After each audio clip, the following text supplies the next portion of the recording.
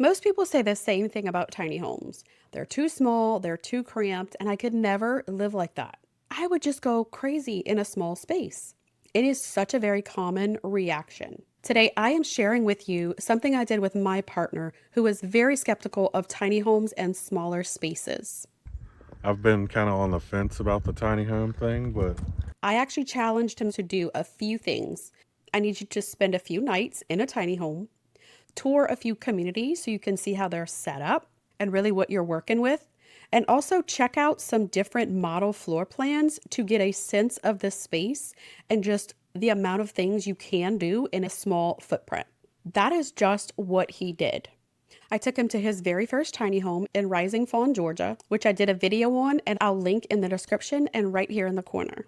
I also took him to 3 different tiny home communities, which were very different from each other. The first one we stopped at was the Ocoee Mountain Cottages in Copper Hill, Tennessee. I'll also link that video in the description and right here in the corner. And after all of that, staying in a tiny home for a few nights, visiting a variety of communities, and walking in about 15 different models, we're going to hear the conversation that I had with him and hear his thoughts. We're also going to talk about what surprised him and why his perspective changed.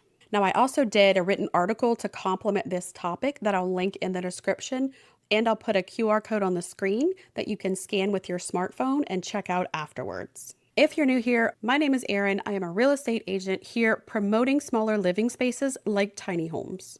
So before we get started, I want to talk about that skeptical mindset because let's be honest, a lot of people don't understand tiny homes.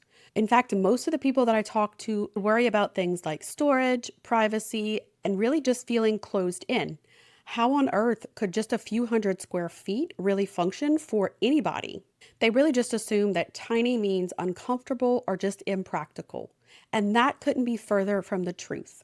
Those ideas usually come from opinions formulated by what you're seeing on TV, but not actually spending time in this space. Once you step inside and see how the space works and spend a few nights, things really start to feel different. First, I want to show you the community that we visited and a few of my personal favorite floor plans.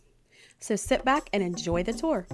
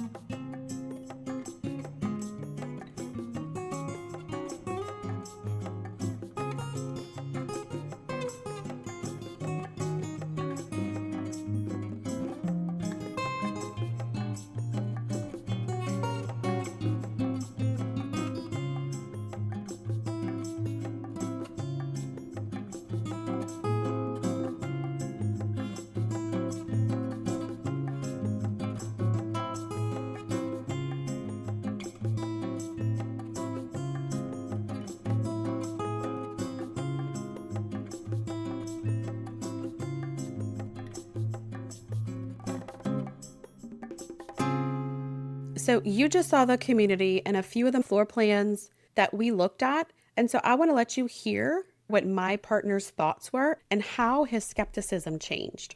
So Edward, tell us about, you saw a couple of models today. Can you believe that that was 400 square feet? No, I honestly couldn't.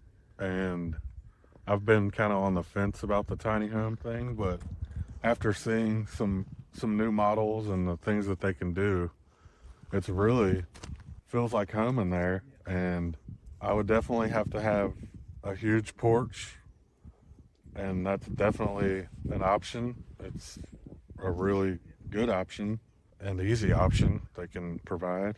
So, yeah, I mean, you have enough storage, you can get everything you need to have your own spot out here, and the views are amazing, and the weather is great, and there's hiking trails and everything you need to have a relaxing weekend for sure, or a lifetime. Did you feel like it was too small? Because when someone hears 400 square feet, that number scares them. Is that something that you were kind of skeptical till you saw it in person?